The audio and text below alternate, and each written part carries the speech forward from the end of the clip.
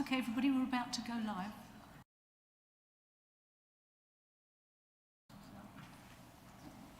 Good morning, everybody, and welcome to this meeting of Mid-Suffolk District Council. I'm Councillor Susie Morley, and I am the leader of Mid-Suffolk District Council, and I'll be chairing the meeting today. I'm going to remind you of some domestic arrangements. Please ensure that microphones are turned off when not in use. Please do not interrupt other speakers or hold separate conversations whilst others are speaking. If you're attending the meeting to speak and persistently interrupt the meeting, you may be asked to leave. Please ensure your mobile phones are on silent or switched off. Also, your laptops are on silent. Finally, we'll be using e-voting for this meeting on the modern.gov app, so please could members make sure they're logged in and ready to use the app. I'd like to remind everyone present that this meeting will be broadcast live to the internet and will be capable of repeated viewing. The whole of the meeting will be filmed, except where there are confidential or exempt items. If you make a representation to the meeting, you will be deemed by the Council to have consented to being filmed. By entering this meeting as a speaker, you are also consenting to being recorded by the Council and to the possible use of those images and sound recordings for webcasting and or training purposes. The Council, members of the public and the press may record, film, photograph or broadcast this meeting when the public and the press are not lawfully excluded. Can I now move to the agenda, please? Item 1, apologies for absence. Thank you, Chair. We have received apologies from Councillor Byrne, Councillor Brewster and Councillor Gould. Thank you very much. Item 2 is to receive declarations of pecuniary, other registrable or non-registrable interest by members. Are there any to declare? Councillor Whitehead? Yes, I think I probably ought to declare a non-pecuniary interest as a gateway 14 Councillor Director in agenda item 11. Okay, thank you. Councillor Richardson? Thank you, Chair. Similarly, I need to declare a non-pecuniary interest as a director of Freeport East Limited for agenda item 11. Thank you. Thank you very much. Item 3 is to confirm the minutes of the meeting held on the 5th of December 2022. That's item MCA/22/33. Are there any points regarding the accuracy of the minutes? Could I have a proposer, please? Councillor Flatman, and a seconder. Councillor Whitehead. The Governance Officer will now conduct the vote. Thank you, Chair. That vote is now in progress.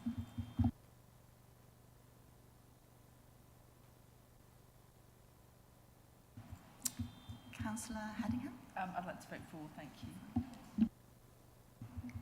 Councillor Fleming.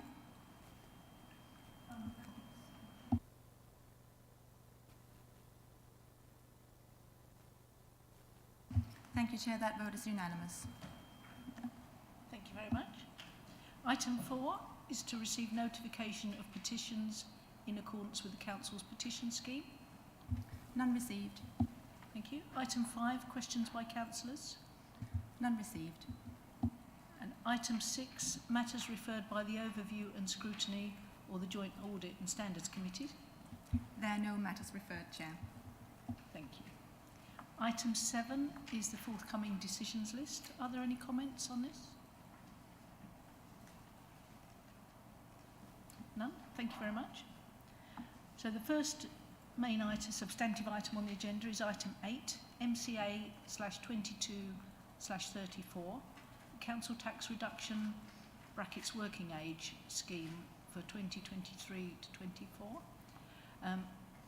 In attendance, we've got Melissa Evans, the Director of Corporate Resources, and Amy Mays, the Shared Revenue Partnership Operations Manager. And I'm now going to invite the Cabinet Member for Finance to introduce this report.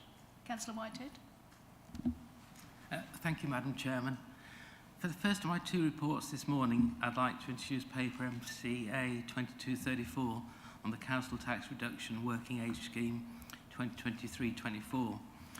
The fundamentals behind the proposed changes to our local council tax reduction scheme for those of working age were put before Cabinet back in October last year in report MCA 2223. And in my introduction to that report, I set out the various principles involved and the arguments in favour of our selection of options 3 from the choice of the 4 options detailed in that report. I therefore do not intend to rehearse all that again today.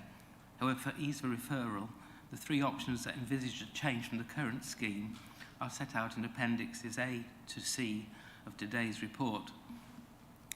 At that Cabinet meeting, our Director for Corporate Resources was authorised to initiate the formal consultation process that is a statutory requirement before any final decisions can be made on any proposed revisions to the scheme. Now, that 6-week consultation period process has now been carried out. The results of that survey are set out in Appendix D, and I think the answers to all the 15 questions posed from the 53 people who responded do make interesting reading. All respondents were council tax payers in Mid-Suffolk or Baber, and only 28% of those responding benefit from the present reduction scheme. So over 2/3 of all respondents are paying council tax at a full contribution rate. Now, at 79%, nearly 4 out of 5 every respondents supported a move to a maximum 100% reduction, and an even higher percentage, 91%, supported simplifying the scheme and reducing administration costs. Now, 53 people is a small sample, but their responses endorse the conclusions that we reached as a Cabinet back in October. And I would add further that the discussions that I have had when reporting on this matter at the meetings of several parish councils in the meantime were likewise strongly in favour. The arguments for a simplification in the present cumbersome administration process, when taken into conjunction with the help that a maximum 100% reduction will provide to some of our more financially challenged residents, does seem quite conclusive to me. Therefore, I'd like to move the recommendations in paragraph 3.1 of the report that option 3, set out in Appendix C, be used as a basis for a revised council tax reduction working age scheme for the year 23-24. Thank you.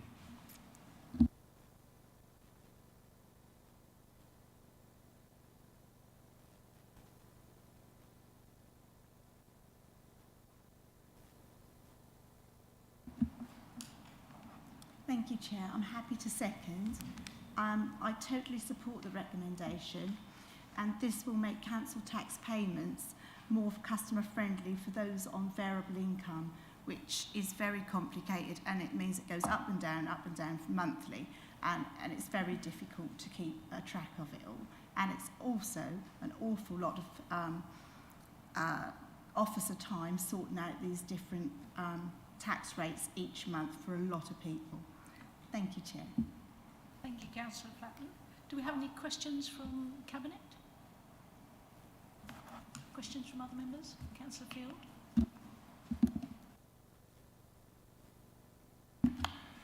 Thank you. It's obviously advocating good common sense. I'm not going to question any of those real issues, but just a point for clarification. I was looking at table 3 on page 20, and just above that there's a table of the cost to various bodies. I think I understand the County Council and the Crime Commissioner and probably even Mid-Suffolk. I was just a bit concerned about the parish average. It says parish average. Do I assume that 6.6k is the cost accumulated across all parishes, or is that the cost of particular parishes which happen to be victims of this scheme, or what? And I guess the answer is it's the total, but just wanted to be sure. And an aside question: are there any parishes that suffer extraordinarily under this? Have a large number of people who will be exempt council tax and therefore suffer a large charge, or can I cheerfully divide 6.6k by whatever it is, 70 or something councillors, and count parishes and decide the cost per is trivial? Thank you. Thank you for your question. My understanding is the 6.6 thousand cost to the parish is a total for, in fact, all town and parish councils within Mid-Suffolk. And obviously some parish meetings collect nothing. Other, like Stowmarket, obviously have a figure probably close to, if not higher than Mid-Suffolk. So it will vary by parish to parish. But I'm not aware that any particular parish will suffer particularly more than any other. Councillor Wenham. Thank you, Chair. Just a question really looking forward. What's going to be done to monitor this throughout this year so that, because this is for 1 year only, I believe, is there a possibility that it might be continued for the following year, and what's going to be done in the meantime to monitor how this change in the scheme is progressing, please? Thank you. Do you want to turn your mic off? Sorry. Okay, just gone in. Right. Thank you. Right.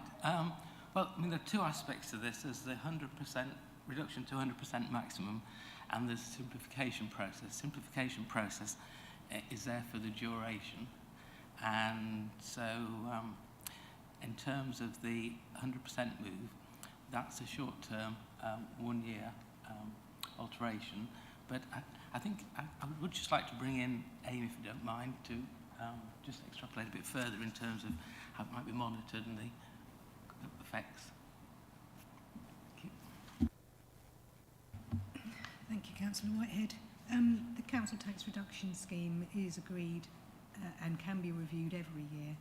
So in terms of how we monitor it, obviously the amount of council tax reduction that we give is calculated and awarded on a daily basis. The caseload itself changes on a daily basis as the needs of our customers changes. So we are constantly monitoring the cost of the scheme and the caseload that we support. Moving forward, if we look to change the scheme next year, then I will be coming back to council, to Cabinet in the summer to be able to tell you then what the caseload is and what the needs of our customers will be, and we will look then what proposals we will have for the 24-25 year and whether we need to go out to consultation again.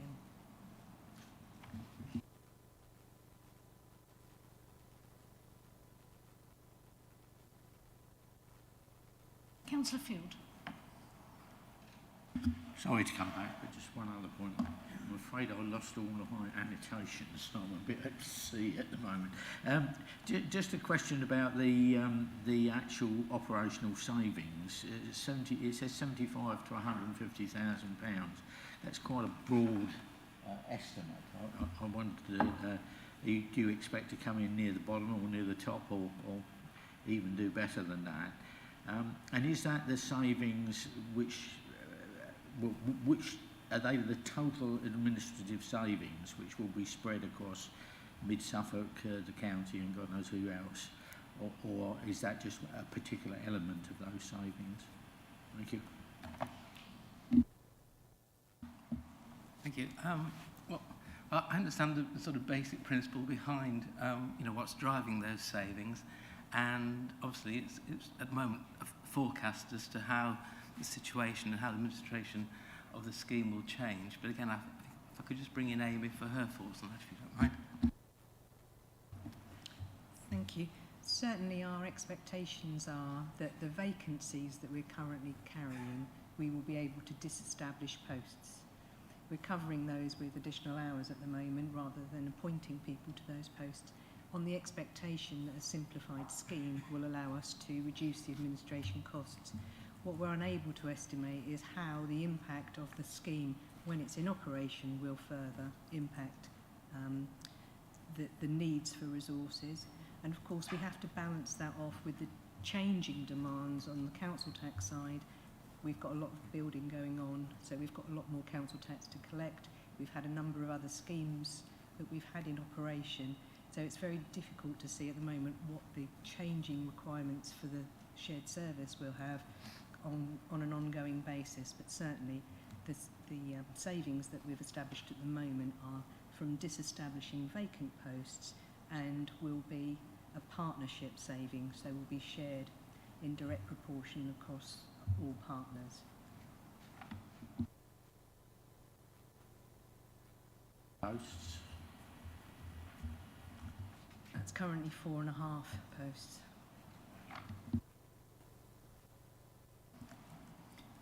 Thank you. So I'm now going to open up the item for debate. Who wants to start? For me, this is almost a bit of a no-brainer. It costs us far in excess to administer sending out letters for amounts less than £1, and the saving that we're going to make, not just in our officer time, but also in the stress and strain felt by our residents who are getting council tax letters, perhaps not quite on a daily basis, but regularly, for small amounts that they can't actually pay anyway. So for me, I fully support this option, and I certainly will be voting for it. If nobody else wishes to discuss this, so the recommendations are that option 3, as set out in Appendix C of this report, be used as the basis for a revised working age council tax reduction scheme for 2023 to 24. And I'm now going to ask the Governance Officer to conduct the vote. Thank you. Thank you, Chair. That vote is now in progress. Councillor Haddingham? I'd like to vote for, please. Thank you. Councillor Fleming? Sorry, Councillor for. Thank you.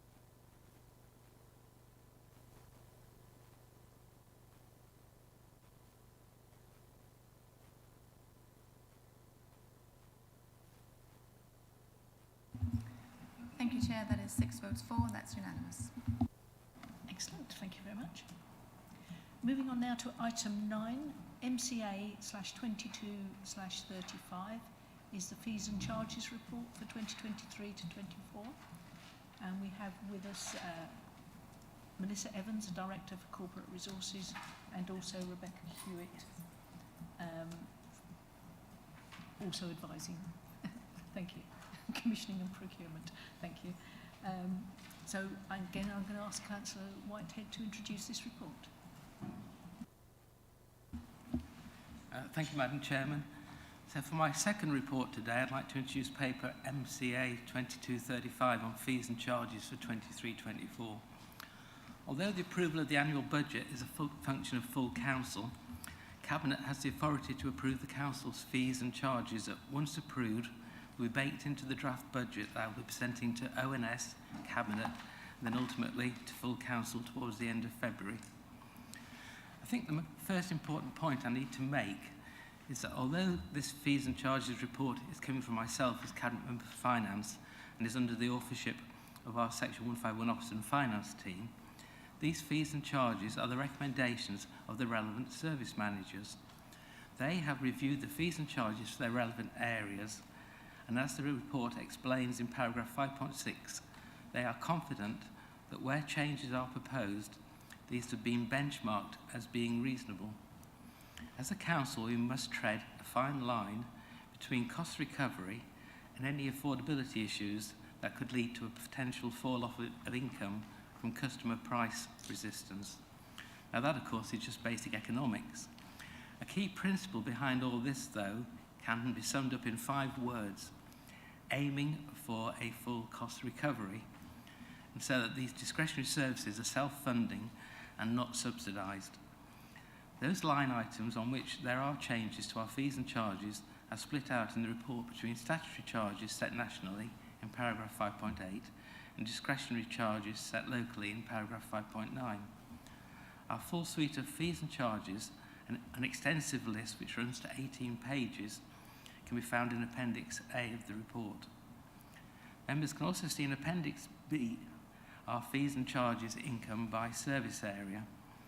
The top 5 areas of our fees and charges are development management at 1.58 million, garden waste at 1.19 million, car park income at 581,000, trade waste at 576,000 and building regulations chargeable services at 373,000. Together, those 5 areas make up 4.3 million, or 80% of the total 5.407 million that the Council anticipates raising in fees and charges during the upcoming year 23-24. This is all vital income to the Council. And that figure of 5.407 million compares to 5.151 million in our current year budget. That's an overall increase of 5%. As always, I'm happy to answer any questions on anything on this report and its appendices. But before that, I'd like to move the recommendation in 3.1. That is, that our fees and charges, as set out in Appendix A, be approved by Cabinet. We'd ask for a seconder to that recommendation. Thank you. Thank you, Councillor Whitehead. Do we have a seconder?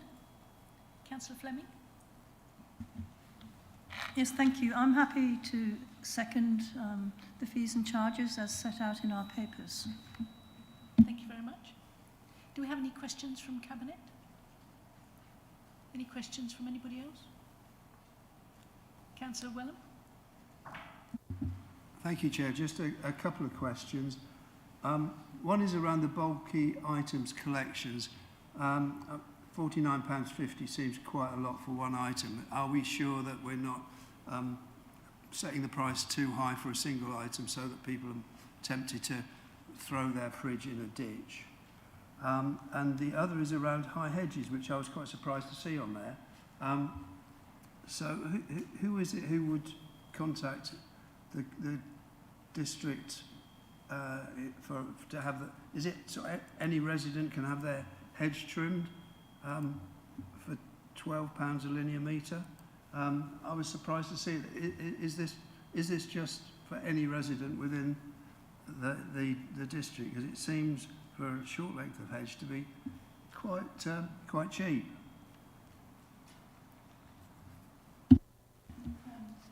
Thank you. Well, okay. I was going to say, in terms of bulky item collection, I think it's up to 3 items. I know when... Up to 5.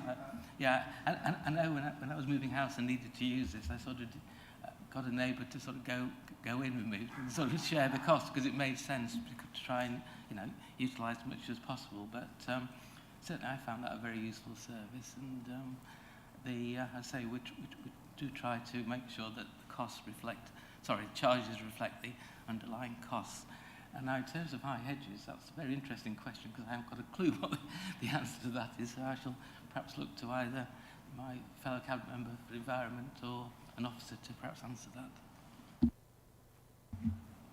Thank you. I think I will seek clarification from an officer, because while I should know, I don't know well enough to respond.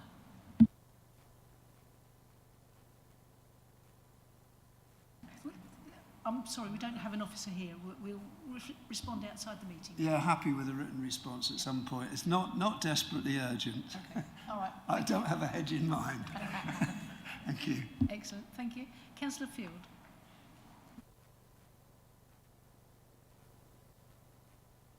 Familiar with the £350, because when you get someone whose neighbour's got a high hedge and they want it cut, £350 seemed like a large starting fee, if you say.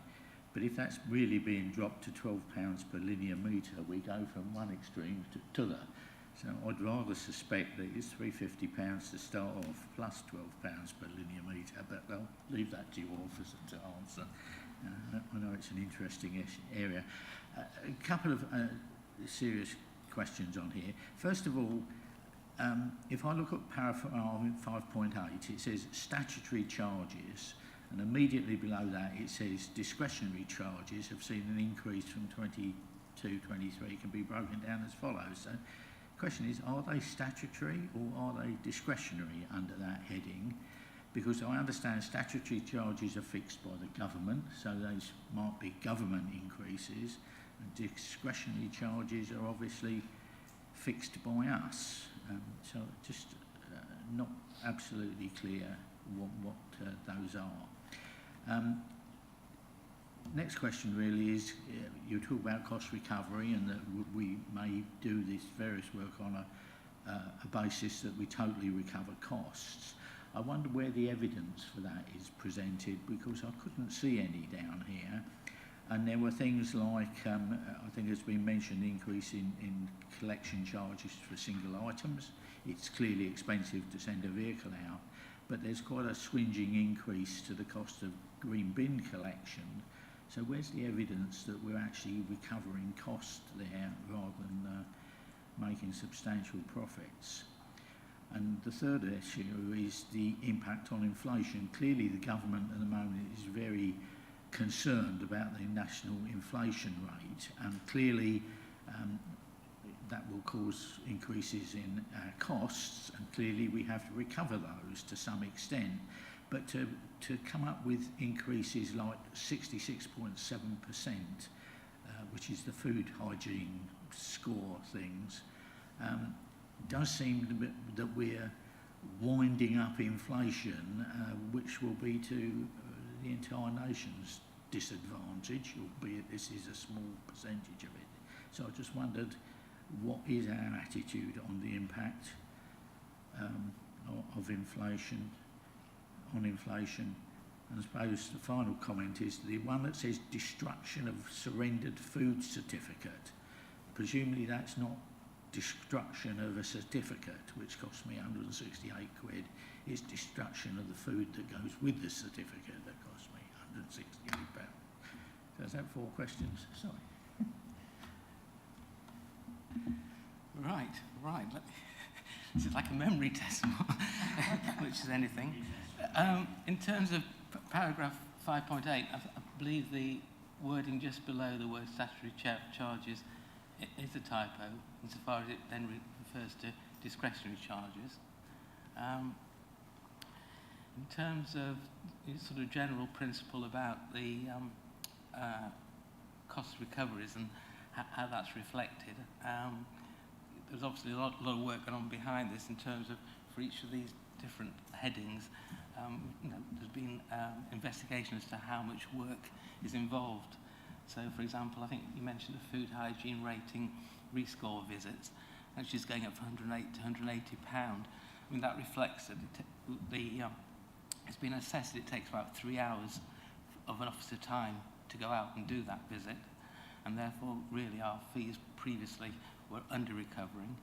And so, although it's a hefty increase, it is to, reflect the real cost of providing that.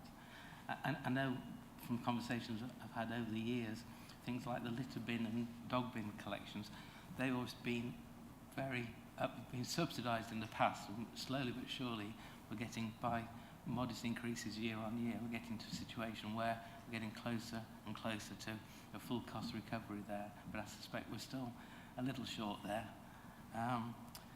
And just to your general point about inflation, obviously with inflation CPI at 10% or whatever now, and probably seems to be running at about 5% through the rest of next year, it's a delicate balancing act, I think, between making sure that we do recover our costs, be cognizant of the effect it is having the charge, particularly on businesses.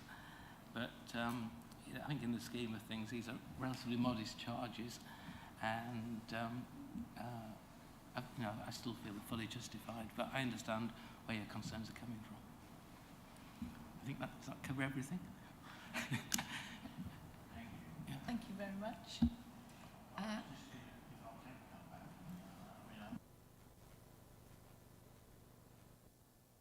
I would have thought it was in the council's interest to provide some evidence on perhaps 1 or 2 line items that just shows that these increases are not dreamt up. They're not John putting his finger in the air. They've got a real basis. And clearly, if you did it for everyone, it would take forever. But if you picked 1 or 2, Councillor Field, I can assure you, we do not go in for finger in the air finances. I'm sure you don't. But just in case residents were suspicious that we did, there's a point. Thank you. Does anybody wish to debate this item? No? Okay. So the recommendations are... Oh, sorry, Councillor Fatman. Sorry. Thank you, Chair. I'd just like to reiterate what Councillor Whitehead has said about the food certificate. I know from personal experience that when we have the EHO or the EUP come in from councils, they literally spend a whole morning going through absolutely everything, the records, the temperature records, the refrigerator records, etc., the staff training records. They are there at least 4 hours, sometimes longer, depending on the premises. Thank you. Thank you, Councillor Plattman. So the recommendations are that the proposed fees and charges for 2023 to 24, as shown in Appendix A, be approved. I'm now going to ask the Governance Officer to conduct the vote. Thank you, Chair. That vote is now in progress. Councillor Haddingham? I'd like to vote for. Thank you. Thank you. Councillor? For. Thank you, thank you.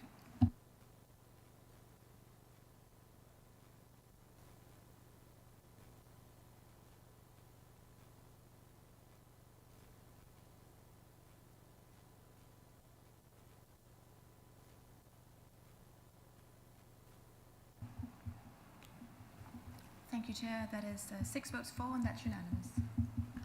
Thank you very much. Item 10 is MCA/22/36, and this is the tenancy policy. We have with us Deborah Fenton, Director for Housing, and also Robert Longfoot, who's the Tenant Services Corporate Manager. So I'm now going to invite Councillor Haddingham, Cabinet Member for Housing, to introduce this report. Thank you. Thank you very much. I'm very happy to present the Council's tenancy policy for approval today. This policy sets out how tenancies will be granted and managed in accordance with legislation and regulation in our council homes. The policy consolidates our current working practices in tenancy management and reinforces our commitment to equality and fairness.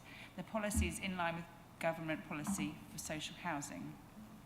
Security of tenure has been long established as a fundamental aspect of social housing. However, in 2011, the Localism Act provided social landlords with the opportunity to issue a very different form of tenancy, tenancies with lesser security and for a fixed period of time. By doing so, the government intended for landlords to review tenants' needs for social housing on a routine basis and require them to move to alternative accommodation if the property no longer met their needs or they were no longer were considered to have a need for social housing. Babel Mid Suffolk has not implemented these tenancies. Instead, we have continued to grant secure tenancies. Social landlords who were early adopters of these fixed-term tenancies have not had a positive experience and have since returned to providing long-term security of tenancy for a number of reasons. The key ones being that reviewing and reissuing tenancies was very resource intensive and bureaucratic and had a negative impact on rent arrears recovery. Tenant circumstances rarely changed in that 5-year period, and therefore the policy did not generate the desired churn to have any impact on housing needs. The review process was very intrusive for tenants, and having a time-limited tenancy had a negative on the well-being and mental health of tenants. The short-term tenancies are less desirable, resulting in reduced mobility by mutual exchange.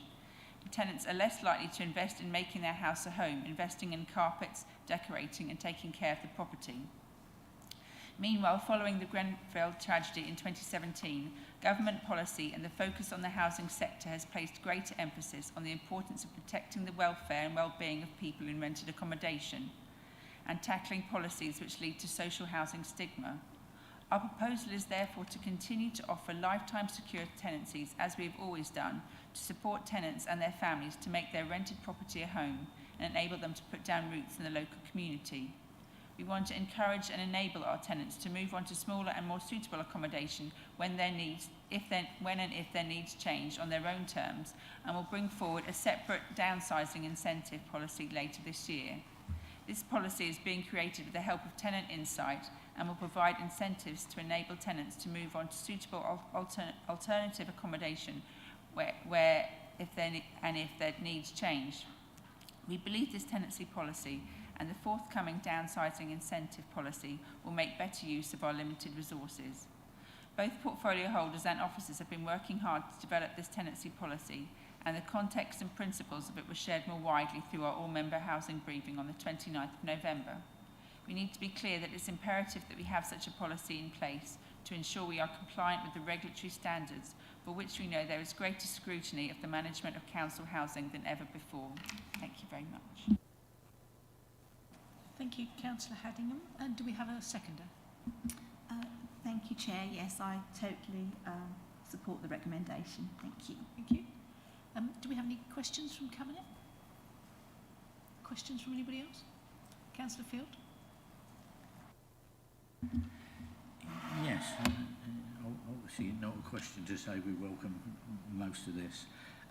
Just a question really about a couple of issues which I hope are not sort of parochial ones, but there do seem to be some issues that certainly I've suffered over the 20 years as a councillor, you know, responding to some issues. So to go through a couple of those, there seems to be an issue when you know, a couple gain a council house, produce a family, they stay in that council house until they unfortunately pass away. The tenancy carries on to one of their siblings. If there are two siblings in the family, you then get the second sibling who's unable to remain in that accommodation, and it's accommodation that, you know, been in ever since they were, well, since before they actually existed, so it's their lifetime accommodation. I wondered if you're happy that this policy adequately covers those sort of positions. Another one that sprung to mind was the issue when you have partners in a council house with children, perhaps, and you know, unfortunately, a relationship breakdown, which does occur, and it sort of reads as though one of those partners can ensure the family is ejected from its council house, which you know, and you do get occasions when partners can be quite aggressive and objectionable in such circumstances. I just wondered whether that's adequately covered. So really the broad question is, you obviously have tremendous experience of running this operation. Are you confident that you've covered not only the general things that occur, but the ones that are somewhat less likely and which do produce genuine mental suffering, I think, is the issue. I mean, I think to just illustrate, you know, one of the cases I'm aware of the siblings taking over a tenancy, the person concerned eventually, well, unfortunately died in an impact between his car and a building. You know, you could draw all sorts of wild conclusions from that. But there did seem to be a principle there that we can provide a lot of stress to people on occasion. Thank you. Thank you. I mean, both those, you know, occurrences are very distressful, but I like to think that, you know, this is all fair, and obviously we have sort of considered most things, but I will pass it on to Deborah, who's had more, you know, experience in this matter.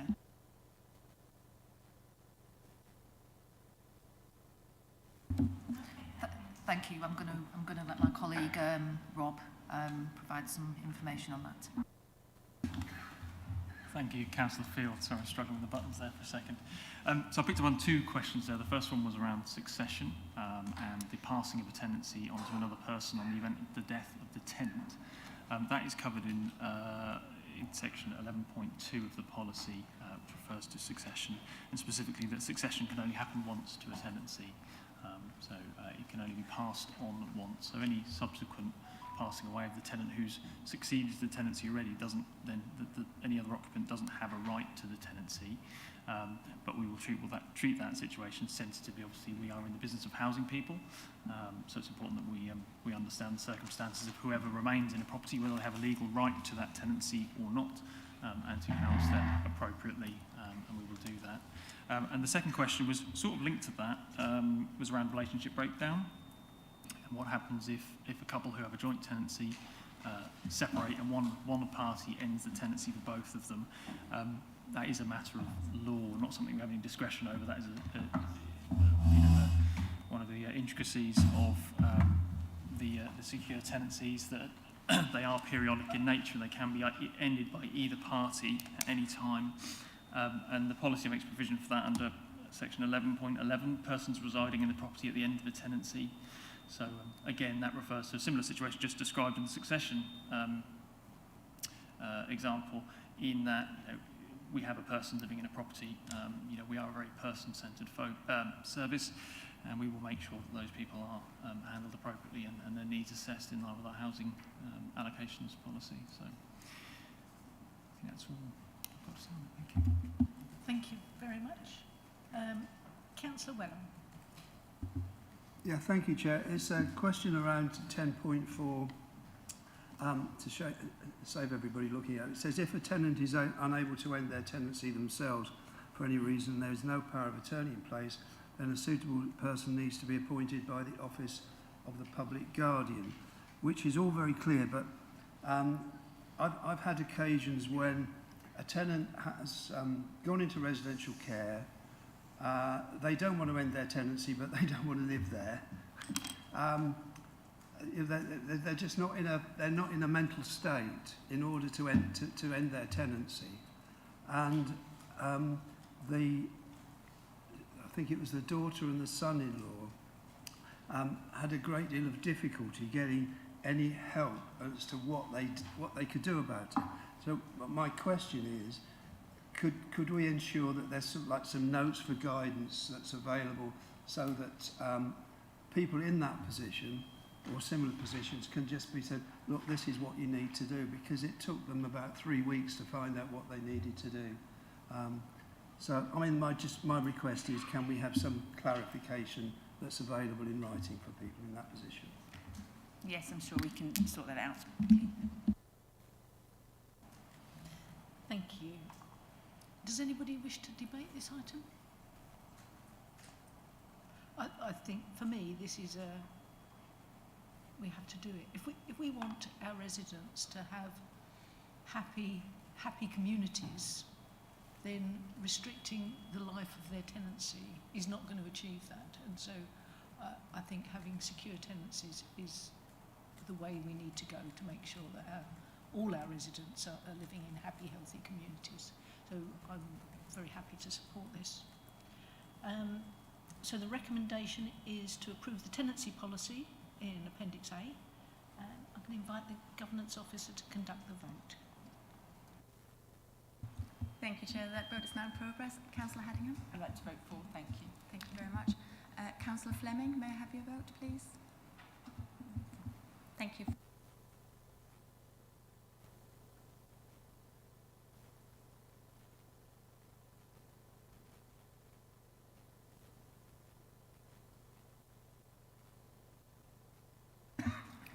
Thank you, Chair. That is 6 votes for, and that's unanimous. Thank you. Item 11 is MCA/22/37, the Freeport East business rates policies.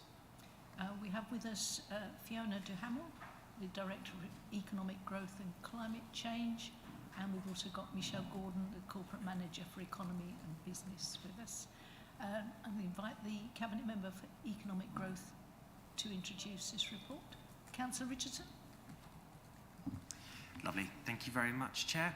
I would like to introduce paper MCA/22/37, the Freeport East business rates policies, and to propose the recommendations in this report. And for the benefit of anyone watching on the live stream, I've just noticed I'm not the Cabinet Member for Health and Wellbeing. I'm the Cabinet Member for Economic Growth, as you said in your introduction, just for clarity. However, within the report, Chair, I would like to make one amendment to recommendation 3.1, that the Memorandum of Understanding be endorsed in consultation with the Cabinet members for economic growth and for finance. So that's myself and Councillor Whitehead. As members will be aware, the Council is a founding partner of Freeport East Limited and a major beneficiary of the Freeport, given the inclusion of Gateway 14 as a tax site and potential customs site. The Government approved the outline business case for Freeport East in December 2021 and is considering the full business case after its submission last year. And Cabinet may remember that we agreed to endorse this business case in our April meeting last year. As part of the Freeport, and therefore as one of the billing authorities, Mid-Suffolk District Council is required to have both a business rates relief policy and a retained rates policy. This will allow us to manage and appropriately allocate the retained rates that the council receives as a result of businesses locating to the Gateway 14 tax site, and to award up to 100% relief on business rates for qualifying businesses. In addition, we are also asking Cabinet to authorise the Monitoring Officer and the Director for Economic Growth and Climate Change, in consultation with the relevant Cabinet members, to endorse a Memorandum of Understanding between ourselves and central government on behalf of the Council. Again, this is something we are required to do as one of the billing authorities within the Freeport. However, this is also significant, as this is essential for the Freeport becoming fully operational itself and accessing seed capital of, in our case, £6 million, which will provide funding towards the development of the Skills and Innovation Centre at Gateway 14 and other net zero projects. Further detail on the business rates relief policy and retained rates policy can be found in the appendices, along with a template memorandum of understanding for information. And I'm therefore happy to propose the amended recommendations 3.1, 3.2 and 3.3, and would ask for a seconder. Thank you, Chair. Thank you, Councillor Richardson. Do we have a seconder? Councillor Whitehead. Thank you, Chairman. Yes, I'm happy to second this report. The Freeport status and business rate relief and all that goes with it is, I think, vital to the attraction of the Gateway 14 site in Mid-Suffolk. And I think the principles are fairly straightforward, but I would say that I'm happy that we have got officers of the calibre of Michelle and Melissa to go through the devil of the detail, which is covered in all these various appendices, because it does seem remarkably complicated. Thank you.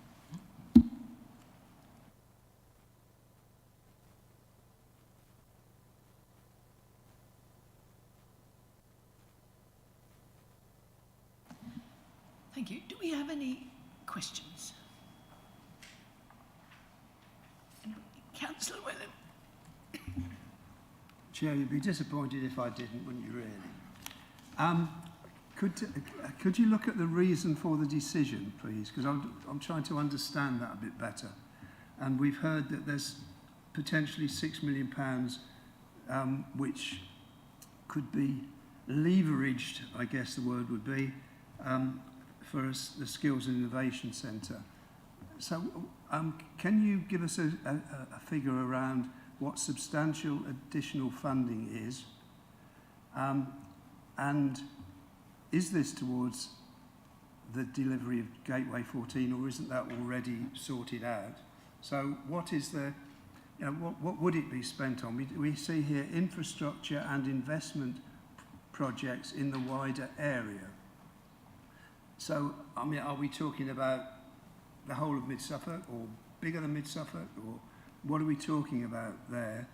And I wonder what is meant by true inclusive growth for our communities, when a lot of businesses in the Stone Market area are saying that they are placed at a disadvantage as a result of Gateway 14 and the tax breaks and everything else. So they feel completely excluded, not included. So could I ask what I can say to them when they complain about being excluded? Thank you. Thank you, Chair. Thank you, Councillor Wellham, for that question. In terms of the first part of that question, I may need to refer to officers for their advice on some of the exact specifics of the funding. In terms of what we mean by inclusive growth, I think it's worth just reflecting on the criteria for be designated and qualifying for these benefits associated with the Freeport, that as part of it as a tax site, it would need to be a business that meets specific criteria around expanding, either because they need more space or more staff.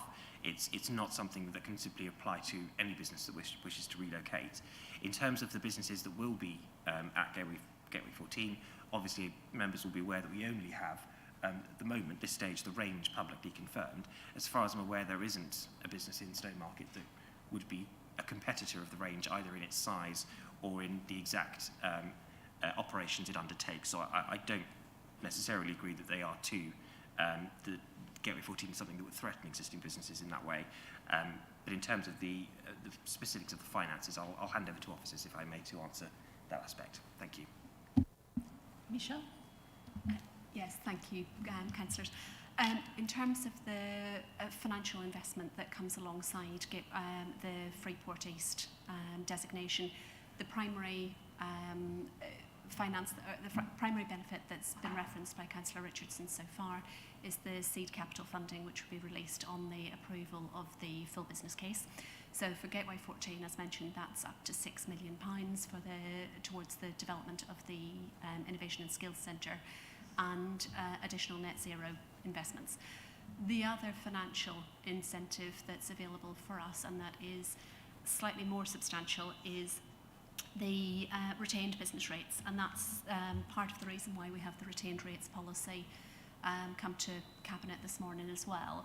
We've done some initial modelling, working alongside the Freeport East colleagues, that looks at the development potential for Gateway 14 over the next 25 years. The part of the benefit of the Freeport East designation is that we retain up to 100% of the business rates for those 25 years in a similar way to the enterprise zone designation that we've had previously. The early models suggest that potentially up to 145 million would be generated by Gateway 14 over that 25-year period. I have to caveat that with a lot of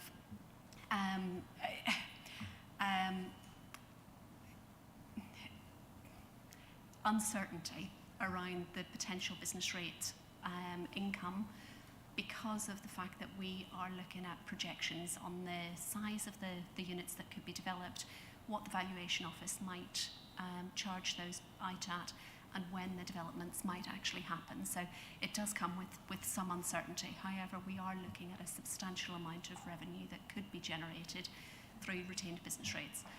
The retained rates policy that's included in the Cabinet papers proposes that 35% of those business rates would be retained by the Council as part of what we're calling Pot B, which is for the reinvestment in Gateway 14 for further commercial development, so enabling further investment in the Innovation and Skills Centre and other projects on site that could support the expansion of the programme, particularly in relation to business development.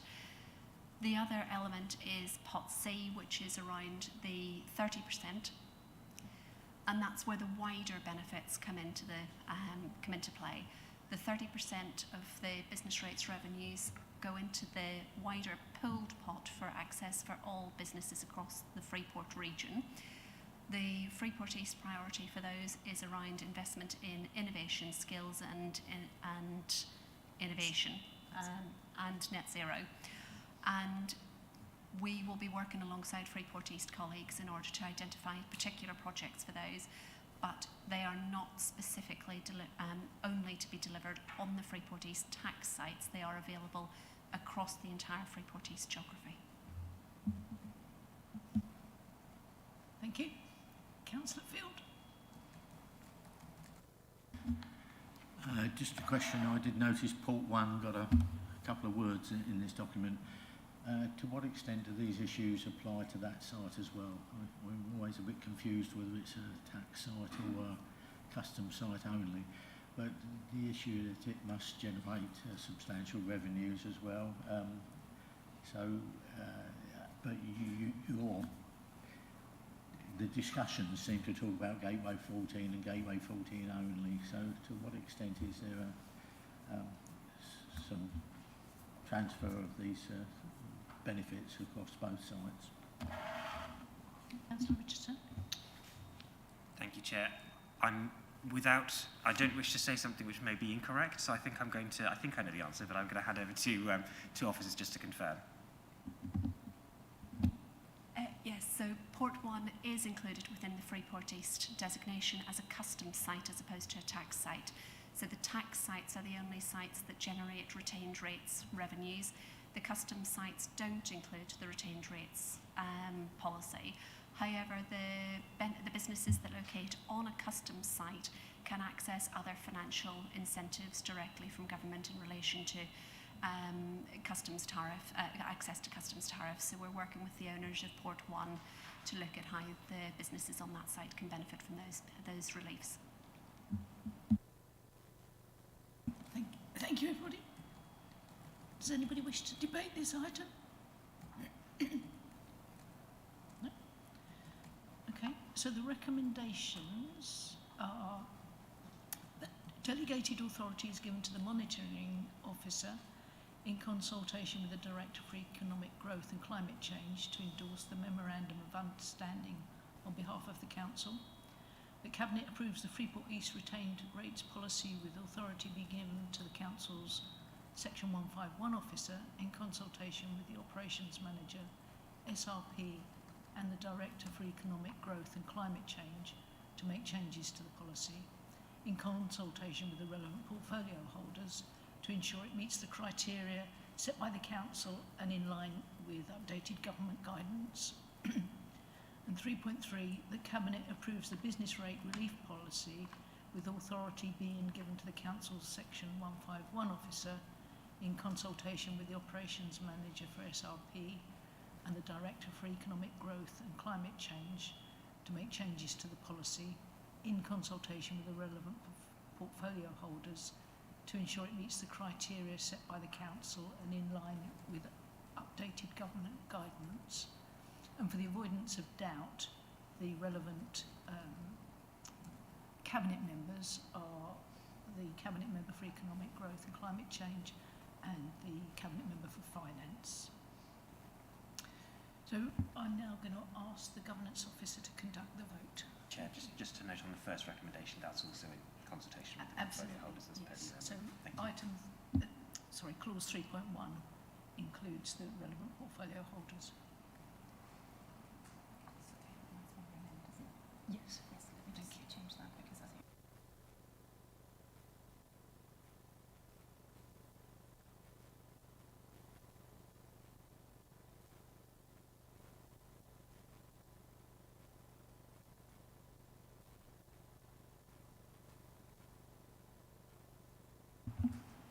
Thank you, Chair. I think I have the recommendations correct now, so the vote should now be in progress.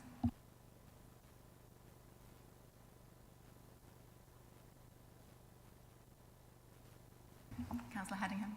I'd like to vote for, thank you. Thank you. Councillor Fleming. Thank you.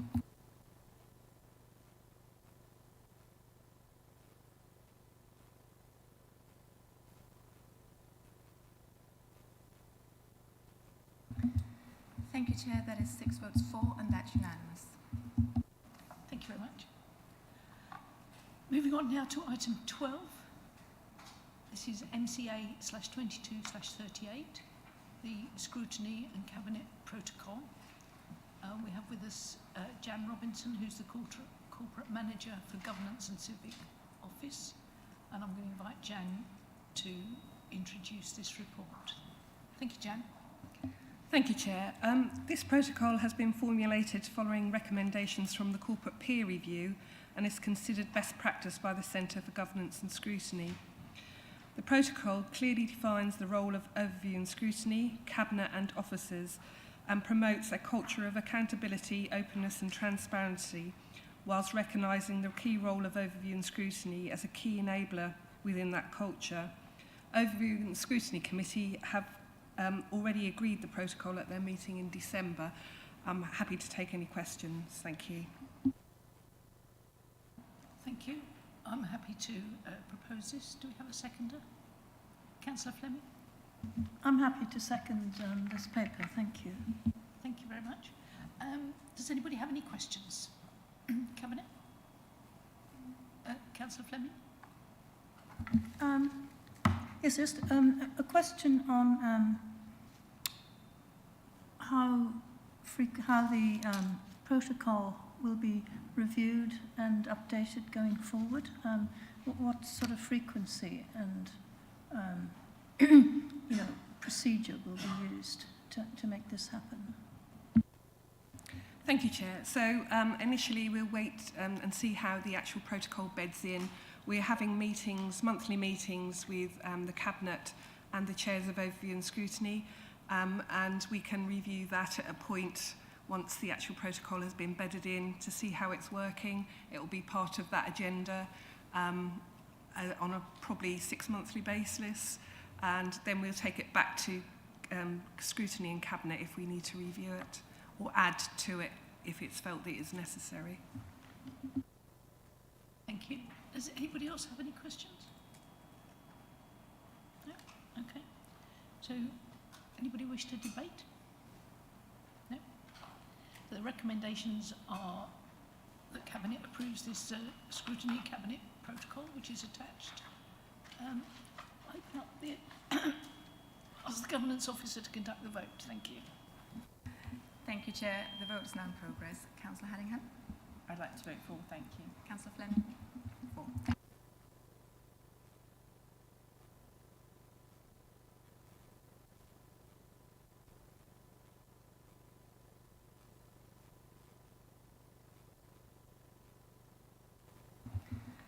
That is unanimous, Chair. Thank you very much. Item 13 is MCA/22/39 is our risk management improvement, and we have with us Jane Kennedy, who's the Strategic Policy Performance Insight and Risk Manager, and we've also got Teresa Fairburn, who's the Risk Management Lead with us. I am the Cabinet member for this. So in April 2021, our external audit partners, TIAA, undertook a review excuse me, of our strategic risk management arrangements. They identified some good practice in our risk management framework and also made recommendations to improve, including an updated risk management strategy. This report updates members on risk management improvement since responsibility for this risk transferred to the Policy Performance, Insight, Risk and Improvement team in January this year. Following this change, SLT agreed to adopt a whole systems approach to risk management, known as the Government's Orange Book. This government approach will help us to improve the culture and leadership of risk management across the councils. In March 2022, the councils also received feedback on our approach to risk management in the LGA Corporate Peer Challenge report. One of their recommendations was to revisit the risk management strategy and to bring it to life, to ensure a more effective corporate approach to risk, including financial risk. Members of the Joint Audit and Standards Committee on 28th of November were asked to consider the effectiveness of the revised risk management strategy to deliver the appropriate risk management arrangements. The new strategy includes the main recommendations made by the TIAA and the LGA and embeds the Government Orange Book risk management principles. The recommendation to embed the strategy, the recommendation to embed the Council's risk appetite will be reviewed further following the May elections and will be embedded when the strategy is reviewed again in November 23. The strategy is supported by an improvement programme to embed risk across the councils, establishing a positive culture of risk management and continuous improvement. Joint Audit and Standards Committee members raised that they would like to see further assurance in terms of companies' risk management. As a consequence, a change was made to the strategy at Section 5 under company level to note that the company's risk panel meets each quarter to review their risks with the Council's risk management lead. Company risks are reflected on the strategic risk register where required. Going forward, the annual risk management report to Joint Audit and Standards Committee will provide assurance as to the company's risk management arrangements. Joint Cabinet reviewed the paper on December the 12th and were supportive of both the work to date and the proposed new strategy. Cabinet members with their responsibility for strategic risk management and approval of the joint risk management policy and strategy are kindly asked to note the progress so far to improve strategic risk management and to agree the new draft risk management policy and strategy which aligns with the Orange Book. Thank you, councillors, and I would call for a seconder. Councillor Richardson. Chair. Thank you. Do we have any questions from Cabinet? Any questions from anybody else? Does anybody wish to debate this item? Councillor Richardson? Thank you, Chair. I'll just make a couple of brief comments. Obviously, I think I entirely support this risk management strategy and the underlying thinking behind it. Obviously, we as a council are in a reasonably fortuitous position where we're undertaking a number of quite large projects, Gateway 14 being one, Shelf being another, which does carry, and they do carry, inherent risks, both financial, legal, reputational. So I think it's very important that we have a risk management plan that is up to date, that is robust. But actually what I'm particularly pleased to see in this is that cycle of continuous improvement. So although we have to manage and mitigate and identify these risks, that shouldn't stop us from moving forward and delivering on our aspirations as a council, which are fairly significant in some areas. So I thoroughly welcome this report and will be voting for it. Thank you, Chair. Thank you, Councillor Richardson. Councillor Fleming? Yes, thank you. I just wanted to add to that, there are a lot of big programmes coming up here in Baber and Mid-Suffolk, and we had a previous paper on the role of overview and scrutiny, and I think that maybe going forward the scrutiny work could usefully focus a little bit on the overview function as well, and look at some of these strategic projects going forward in a way that benefits the council and the public, and shows that we're doing our job in looking hard at the things that are important. Thank you, Councillor Fleming. So the recommendation is that members of Mid-Suffolk Cabinet are asked to note the progress so far to improve strategic risk management and to agree the new draft risk management policy and strategy which aligns with the Orange Book. I could ask the Governance Officer to conduct the vote. Thank you, Chair. That vote is now in progress. Councillor Hedingham. I'd like to vote for, thank you. Thank you very much. Councillor Fleming, for. Thank you.